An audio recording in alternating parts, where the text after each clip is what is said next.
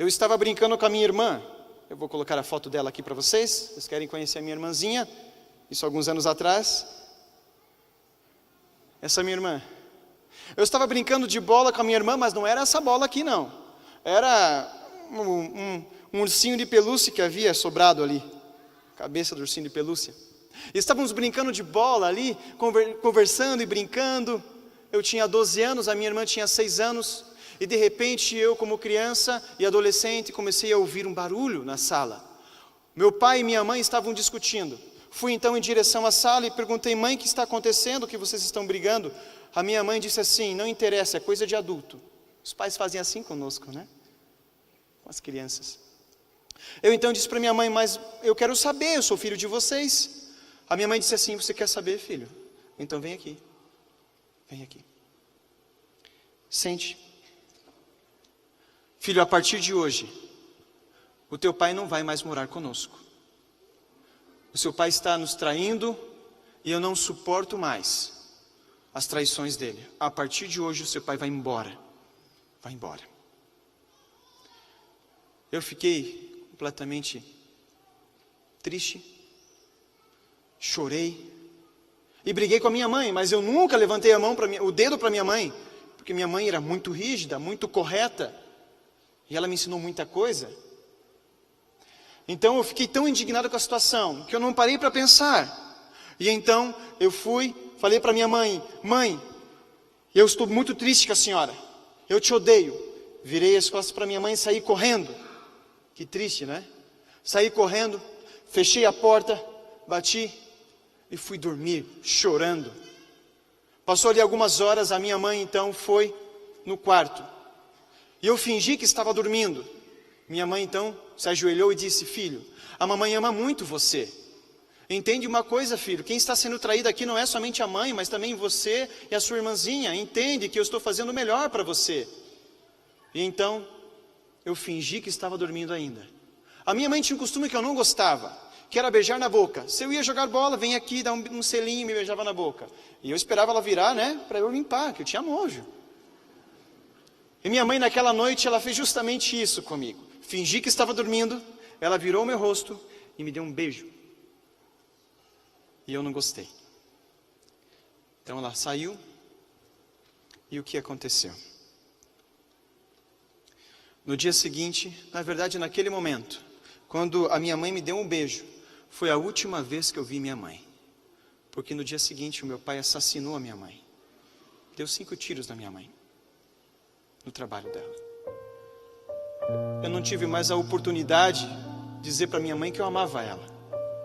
Foi o último momento que eu tive naquele momento, naquela situação. Não tive mais a oportunidade de dizer para minha mãe: mãe, não importa as circunstâncias da vida, eu amo você. Mas eu não disse isso para ela. Jovens, adultos e crianças, valorizem os pais de vocês. Porque pode ser que o amanhã não venha. Eu não tive essa oportunidade. Quão bom se eu tivesse, eu sei que terei essa oportunidade, porque em breve a minha mãe vai ressuscitar dentre os mortos.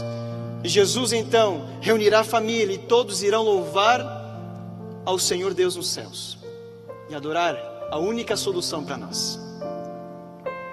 Minha mãe faleceu com 32 anos de idade. Quando o caixão chegou, eu fiquei tão desesperado que eu me joguei em cima do caixão, beijava a minha mãe na boca sem parar, e as pessoas constrangidas me tiraram dali com força, e eu gritando, dizendo: eu não quero, e ninguém entendia o meu sofrimento, a minha dor, porque eu precisava pedir perdão para minha mãe, mas ela não ouvia mais. E então sofremos, eu com 12 anos de idade, a minha irmã com 6 anos de idade. Moramos um tempo com meus tios, depois a gente foi morar com os nossos avós. Muito sofrimento para colocar o meu pai na cadeia. 4 anos ali, tentando colocar o meu pai na cadeia e não conseguimos. Chorávamos, sentimos falta da minha mãe, uma companheira, uma amiga, que sempre me beijava na boca para dizer: estou com você, meu filho, eu te amo, não importa o que você tenha passado. Eu fiquei tão triste com a situação, então falei para minha avó: eu vou embora. Minha avó não acreditou: eu vou embora, eu vou sair dessa cidade, que não traz nada de bom para mim. só lembranças ruins. Eu então saí de casa, fugido. Eu vim morar aqui nas ruas de Curitiba. Passei muita necessidade. E um dia, para resumir toda essa história, um morador de rua disse para mim assim: jovem, saia daqui, porque você não tem cara de morador de rua, saia daqui. E eu fui então atrás de um lugar para morar, e achei um quartinho para eu morar. Morei ali num quartinho, e um dia eu estava tão depressivo, sentindo tanta falta da minha irmã, da minha mãe e de minha família, que eu então tomei uma decisão: vou acabar com o sofrimento da minha família. Eu sei onde que meu pai está, eu vou matar o meu pai. Eu saí da Marechal Cândido Rondon, no Capão Raso, a 50 metros que eu saí do quartinho. Eu então ouvi um hino muito bonito, chamado Deus de Israel. Aquele hino tocou meu coração, e eu nunca fui evangélico e nunca gostei de frequentar a igreja, mas aquele hino tocou no meu coração e eu entrei naquela igreja. E uma recepcionista disse assim: seja bem-vindo à casa de Deus. Eu disse para ela: se eu fosse um assassino, a senhora me trataria da mesma forma? Ela disse: Jesus tratou todos da mesma forma, por que eu vou tratar você diferente? E ela então me tratou com muito amor. Sentei no último banco da igreja, prestei atenção no culto, e o pastor Nadaline, alguém aqui conhece o pastor Nadaline? Tem alguém aqui parente dele? Ele está aqui presente? Não está? Eu sei que ele frequenta essa igreja. Tem algum parente aqui nessa igreja do pastor Nadaline? Mas tem conhecidos. O pastor Nadaline estava pregando sobre o perdão, e eu disse comigo: esse cara não sabe o que está falando, não tem noção do sofrimento que eu estou passando. Eu nunca vou perdoar meu pai. E a frase que ele disse, e preste bem atenção, foi: o perdão não muda o passado, mas engrandece o futuro. O perdão não muda o passado, mas engrandece o futuro. Eu perguntei para aquela moça, a recepcionista: moça, que igreja é esta aqui? Ela disse: aqui é a igreja adventista do sétimo dia. Fui muito bem acolhido, não fui matar o meu pai. Voltei para o quartinho e me ajoelhei e falei: Deus, se o Senhor existe, por favor, me ajude, Senhor. Eu dormi ajoelhado, com fome, e no dia seguinte acordei disposto. Saí do quartinho para conseguir um trabalho, e quando eu saí, eu encontro o vizinho trocando a telha da casa, e eu me ofereci: moço, eu cobro 10 para jogar essas telhas velhas dentro da caçamba. Ele: vem aqui. Me deu comida e me deu um dinheirinho. Ele me pagou R$80, muito dinheiro para mim. Tirei a barriga da miséria. Fui no Big, na Marechal Cândido Rondon, ali perto. Comprei bolacha, salgadinho, coisa de jovem, né? Comi um monte. Eu falei: Deus existe, Ele está atendendo a minha necessidade.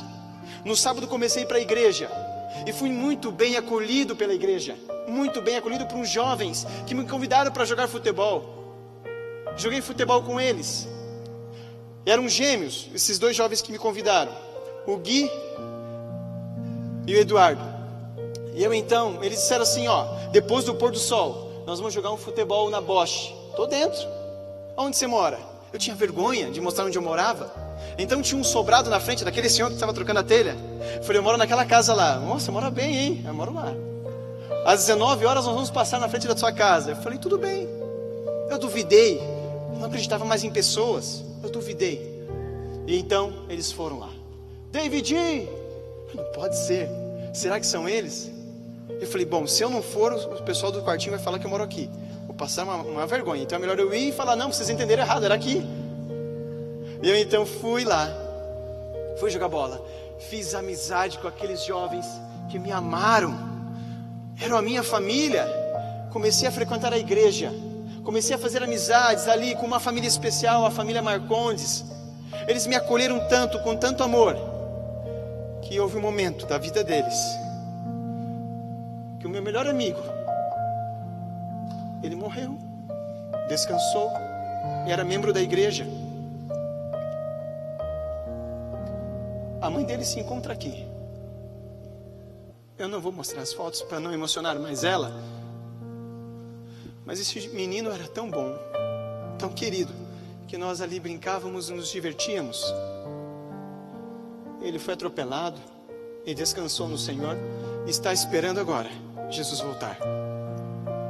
Aquela família enlutada, depois de alguns meses, foram no meu quartinho, e a mãe desse menino A mesma recepcionista que me tratou muito bem, disse assim, foi no meu quarto com a família, com toda a família, no meu quartinho, e ela disse assim: eu não substituo a mãe que você teve, e muito menos você substitui o filho que eu tive, mas creio que um pode ajudar o outro. Você quer vir morar com a gente? Você vai comer a comida que o João comia, vai dormir na cama que o João dormia, e nós vamos adotar você, e você será o nosso filho. E eu fui adotado por uma família adventista. Desculpa. Gostaria que minha mãe, a pessoa que me adotou, se colocasse em pé, uma salva de palmas para a honra e glória de Deus.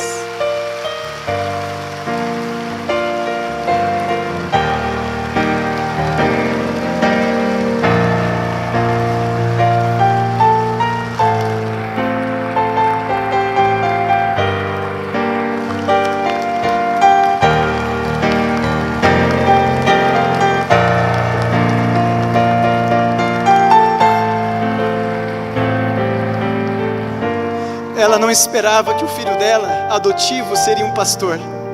Deus opera milagres, amigos, mas a história não acaba por aí.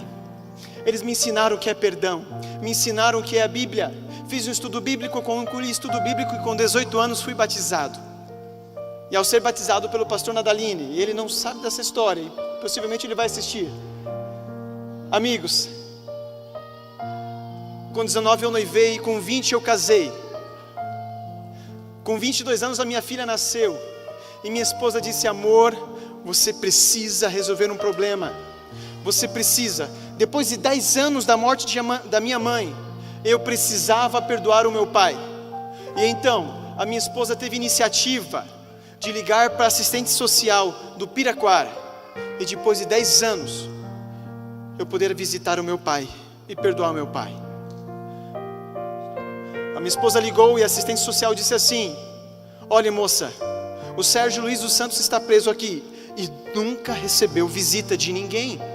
O filho dele vai visitar ele? Sim, o filho dele vai visitar. Fui no Piraquara e ao chegar lá no Piraquara, multidões de pessoas estavam lá visitando os seus entes queridos. E eu não sabia mais quem era o meu pai, não lembrava mais o meu pai. Mas o pai sempre lembra do filho. E ao chegar então no pátio de descanso, com diversas pessoas, eu ouço uma voz dizendo: meu Deus, eu sou indigno de receber o meu filho, o Senhor é o meu filho. E era o meu pai.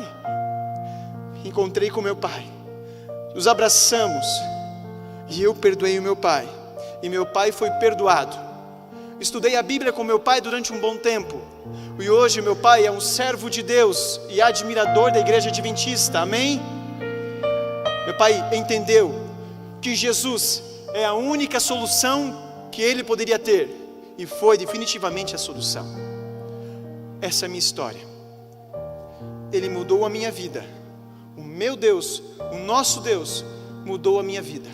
Permitiu que eu passasse por muitas provações para que eu pudesse aqui estar. E além do mais, honrar através desse testemunho de que Ele é digno de toda adoração. E que precisamos, como servos de Deus, esperar no Senhor, porque Ele enxugará dos nossos olhos toda lágrima. Tem enxugado nesta terra e continuará enxugando. Amém? Quantos aqui estão dispostos a crer mais em Cristo Jesus? Levante a mão. Amém? Fique em pé. Abraça o seu amigo que está do seu lado. Permaneça abraçado com ele. E diz assim: Jesus ama muito você. Não importa as dificuldades, não importa as provações, Ele está do seu lado. Amém? Vamos fazer uma oração. Feche os olhos. Obrigado, Senhor nosso Deus. Muitas maravilhas o Senhor tem operado em nossa vida. E há momentos que não queremos admitir que o Senhor está do nosso lado. Porque às vezes as dificuldades conseguem nos cegar. Perdão, Senhor, por não acreditar em Ti. O mesmo Deus que operou grandes milagres no passado é o mesmo Deus que opera milagres no presente. Que o seu nome seja honrado, que este servo aqui seja diminuído e o Senhor seja exaltado. Aqui está o seu povo, Senhor, abraçado com seus amigos e irmãos, onde logo e em breve estarão reunidos no céu. Todos aqui passam por lutas e dificuldades, Senhor. Ajude eles a entender que as provações são necessárias e importantes. E ajude eles, Senhor, a não desistirem do plano magnífico que o Senhor tem para todos nós. Não permita, Senhor, que eles se percam durante essa caminhada, porque eles não imaginam o que o Senhor tem preparado para cada um deles. Obrigado, Senhor. Nos ajude a perdoar. Nos ajude a reconhecer que o Senhor é a solução para nós. E nos ajude, Senhor, a buscarmos a sua palavra dia a dia. Em nome de Jesus. Amém. Deus abençoe todos vocês, meus amigos e irmãos. Essa aqui, deixa eu mostrar para vocês. Pode colocar a última imagem. É o meu pai na igreja adventista. Esse é meu pai. Eu não sei porque ele ainda não se batizou, mas em breve teria o privilégio de batizar ele. Amém? Mas ele guarda o sábado, ele respeita o que está na Bíblia e os princípios da igreja. Esse é um homem transformado, como você. Amém.